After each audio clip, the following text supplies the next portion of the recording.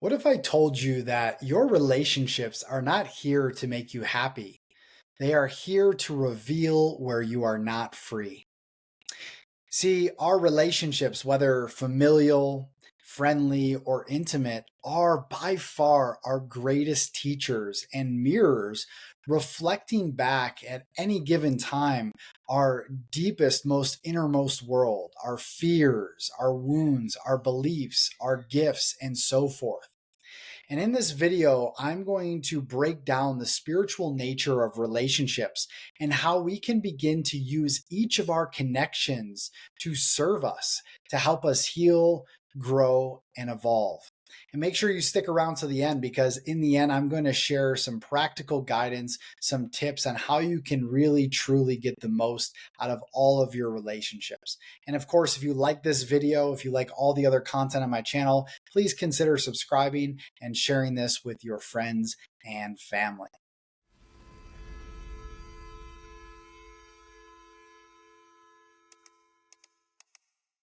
So let's dive in here. When we talk about the spiritual nature of relationships, we need to zoom out for a moment and look at this from a soul level. Now, looking at the nature of this reality in this 3D realm in this earth school, we all came here and signed up, whether we know it consciously or not, signed up for a curriculum, and some curriculum being more intense than others. And as we go throughout our life, really the purpose of being alive is to evolve as a soul and to use our incarnation to clear karmic imprints, to clear wounds that may have carried through generations, and to really step into our power, our true purpose and potential.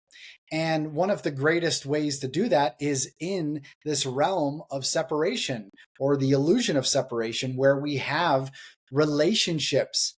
And these relationships are all here to reflect back to us where we are living in alignment with our soul's truth or out of alignment.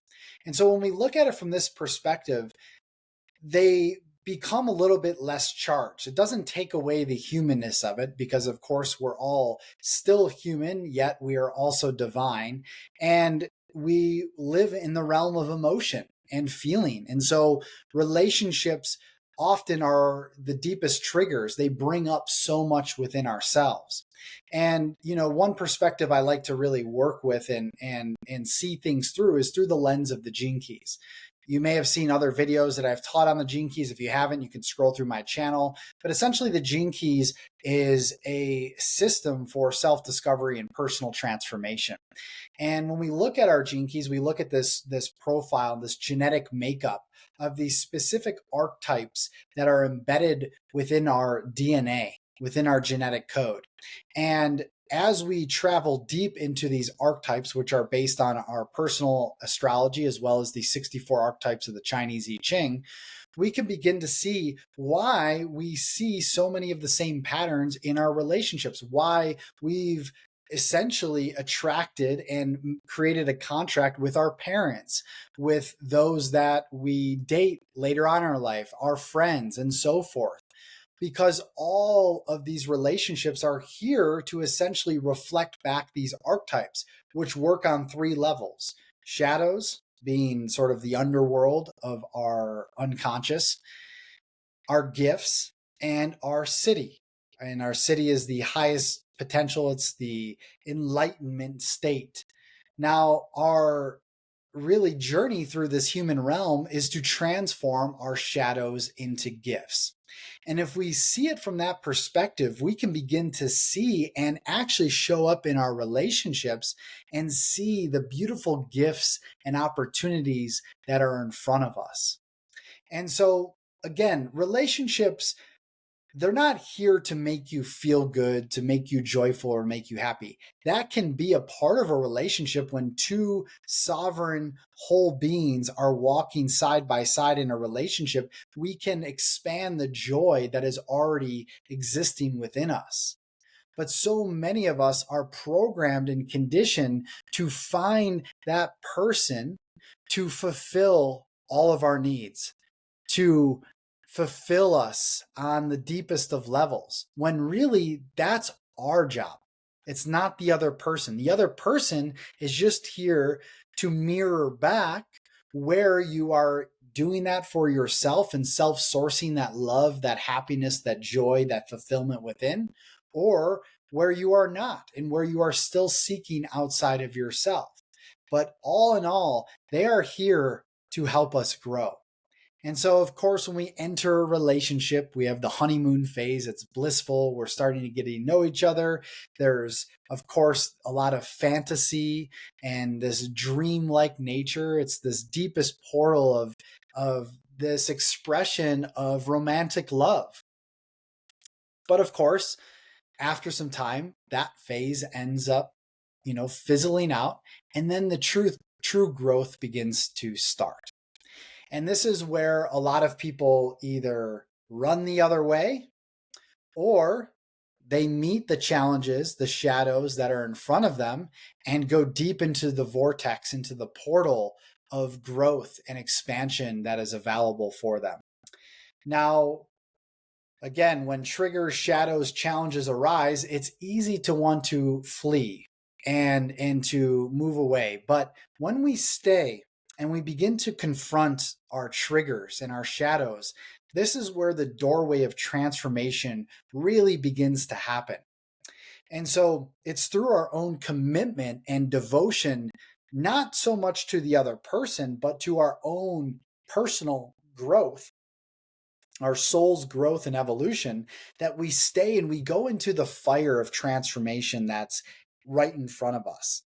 And this is really an invitation to face off with the unhealed parts of ourselves, the parts of ourselves that we've repressed, that we've suppressed, that we've essentially hidden away in our unconscious and subconscious.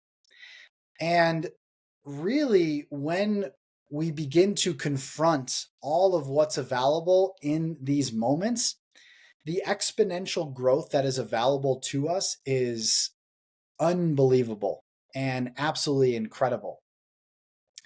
Now, again, when we look at the nature of relationships and the way in which it's been seeded and programmed into our consciousness since we've been children, what do we see? We see the Disney fairy tales to find the everlasting love, the one and only person we will spend all of existence with. And it's not to say that's inherently bad, but the way in which it's portrayed is not always realistic. And, to find that, oftentimes is through this lens of fantasy. And it doesn't show the depth in which we travel to face off with our wounds, our traumas, and our shadows. And sure, you may find a partner that will last a lifetime, but all different relationships, they have their moments, they have their seasons. Some may be for a few months, some may be for a few years, some may be for many years, some may be for a lifetime. But all in all, every single connection that comes our way is an opportunity to fully expand into a greater version of ourself. And so going deeper into this, it's very important to look at our childhood, because it's our inner child that holds the key to our freedom, to our power, to the deepest space of unconditional love that already exists within us. Yet oftentimes we find a lot of barriers there because our relationships, they trigger our deepest childhood wounds. And this often, creates what we perceive to be our attachments, right? Whether we're talking about our insecure attachments, anxious, avoidant attachment, or secure attachment. Now, most people are sort of in this mix of insecure, anxious, avoidant attachment. And although I'll do another video about attachment styles, I'm not going to go super deep into them. But ultimately, what you need to know is that we end up often dating our parents, our mother, or our fathers. As we go deeper into the relationship, we can see the mirrors that are being played out here. And oftentimes as children, we are inherently experiencing one of the main core wounds, whether that's betrayal, rejection, abandonment, shame, and so forth. And so if you felt abandoned, rejected, or unseen as a child, you're going to often attract a partner, especially in the beginning of your dating, that is going to reflect back those feelings, and it's going to reflect back those wounds to you. And this is not punishment. This is your soul consciously choosing these partners to show up in your life in these moments for you to go deep into your own healing. Now, where we often get stuck is that we find ourselves in the same repeating patterns, attracting the same partners, because we are not asking ourselves the right questions. We are not extracting the lessons in the relationship that are here for us in this moment, right? And so, whether that's attracting emotionally unavailable partners, attracting partners who won't fully choose you or commit to you, you're going to keep repeating this until you begin to heal the wound. So when something comes up, and I'm going to go deeper into the transmutation and alchemy of these wounds in relationships and the questions we can ask ourselves, but at a base level, if something is triggering you, the best practice is to pause and ask yourself, what is this experience teaching me in this moment? What opportunity is available for me right now? Now, in the beginning, this can seem very foreign. We get into reactive tendencies where we are then judging or projecting onto our partners or blaming our partners for the way that we feel. That's the natural reaction because that's how we've been programmed. But the spiritually evolved and mature being will stop and pause and begin to ask these questions and know that whatever is happening, to take full responsibility. Now, I will draw a line here. Of course, if there is severe emotional and physical abuse, I'm not saying to stick around and go into the shadows and all that. You may need to remove yourself from that relationship. But ultimately, that abuse, emotionally or physically, is revealing something to you. Not saying that you deserve it or anybody deserves that, but it is still revealing something. And so, where are you criticizing, abusing, rejecting, abandoning myself or yourself? Asking yourself that question. You may want to put a barrier or some space in the relationship if that's happening, but ultimately asking yourself these very deep and profound questions that will elicit very deep and profound answers and will guide you back to your own authenticity and your wholeness. Now, I'm not teaching this and sharing this from just a heady place, a cerebral place. I'm sharing this from deep experience in the realm of relationships.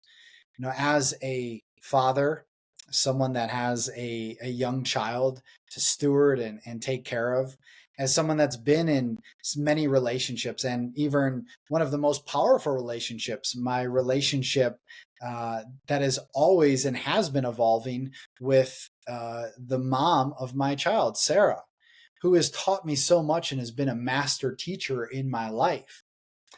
But there has been many catalysts along the way that have brought me deep into my wounds, and I am so grateful for them. Although extremely difficult in the time, they were instrumental in my growth. Now, even just going back to use an example, in 2017, when Sarah came to me and confessed that she felt something for someone else and had these deep feelings of love for someone else. At that time, I couldn't possibly conceive of this because I had this box in my mind of how it needed to be. And I was protecting this box at all, at the best of my ability. And when that shattered, it opened up every single wound of rejection that was within me. Being a product of divorce, of divorced parents as a child, 10 years old, and seeing just this many different dynamics in my household play out through that. I was looking for a deep level of security, but I was looking for that outside of myself. I was looking for security in my partnership. And when all of that got shattered in that moment, all of the shadows came up. And I had to suddenly confront the child that was scared, that was fearful, that felt rejected. And this pain over time became my deepest teacher, leading to very deep healing.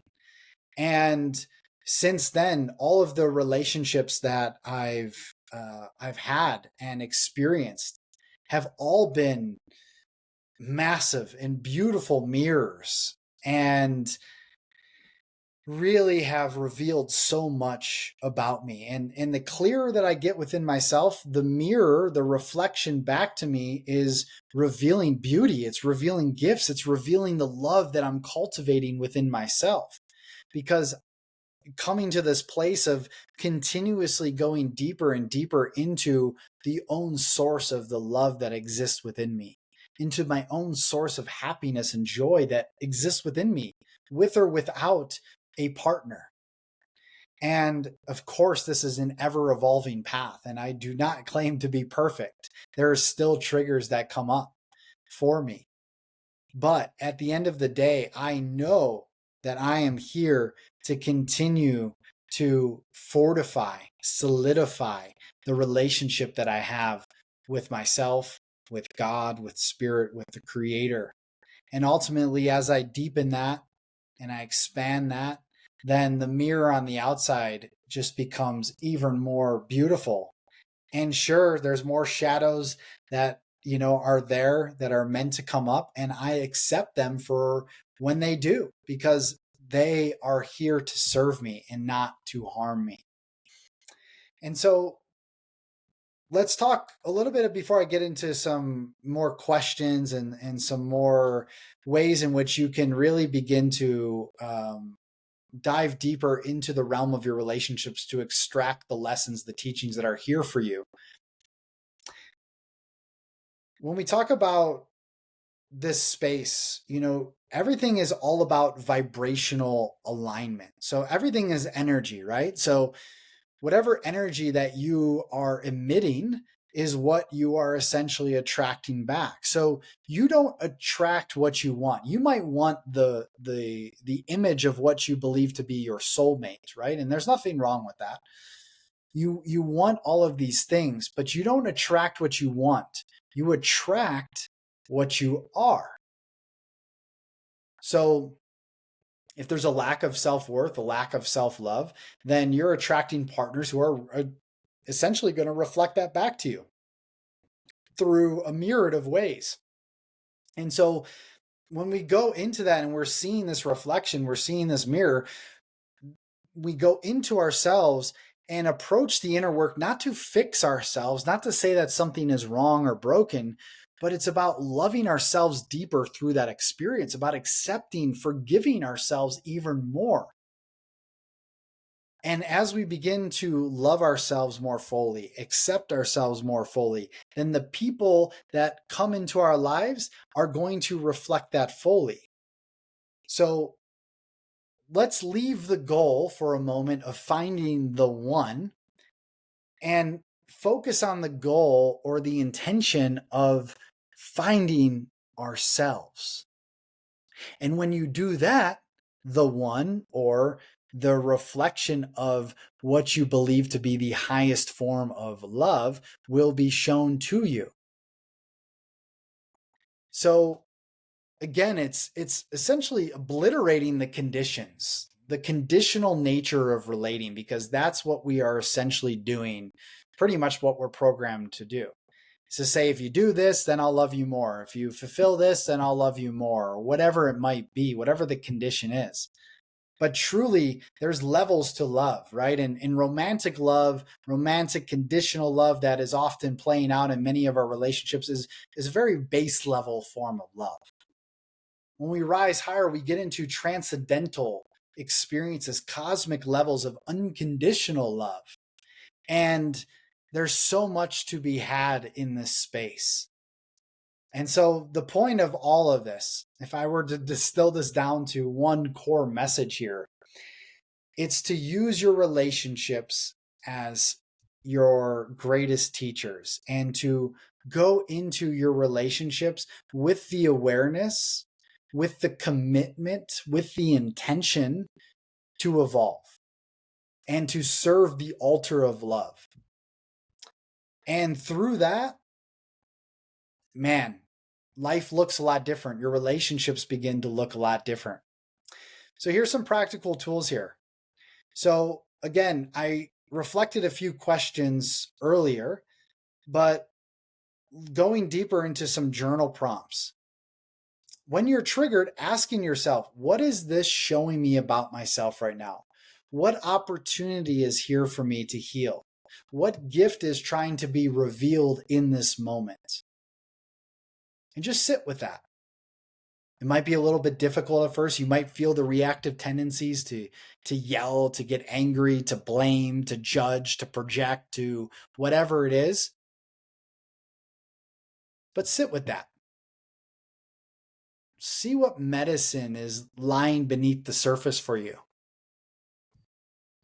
And then once you find that medicine, once you find that teaching and you extract that lesson, coming back to the relationship, sharing vulnerably, openly what is here for you in this moment. And this is where partnership can deepen. The intimacy of our connection with our partner can deepen. Because when we show up humble, we show up with deep level of presence and awareness of our own being, of our own selves, where we are triggered, where we are in our shadow, and so forth. And we openly share this with our partner, that only deepens us into connection and intimacy and union with that person. And so a great practice is to put aside maybe one time a week, where I've heard this from some people, what they call composting sessions, where you're just essentially speaking out, from your perspective without the other person sharing anything and just listening. What had triggered you that week? What came up for you? And this dialogue just continues to deepen and deepen and deepen. And you ultimately want to also create space for yourself, but then approach the partnership from this clear point of awareness. And this is why I always tell men, go and join a men's circle. Share some things with the brothers. Get it out. Get the reactiveness out there. Women, join a sister circle, a women's circle. Go and get your stuff out there. And then come back to the relationship and meet your partner in this space. It's so powerful. And I've seen so many relationships transform just as a result of doing this. Again, even before the journaling, the question, if you feel the reactive tendency, to pause, to breathe, and to just let the body feel before the reactivity comes out. And consult your inner child during this process. What does the little boy or girl within you need in this moment? Because they're essentially needing something. You're reacting from this place because they need something. And ultimately, all we want at the end of the day is to be seen, to be heard, to be loved, and to be accepted. But if we can't do that for ourselves, if we can't see, hear, feel, love, accept ourselves, then how can we expect somebody else to do that for us?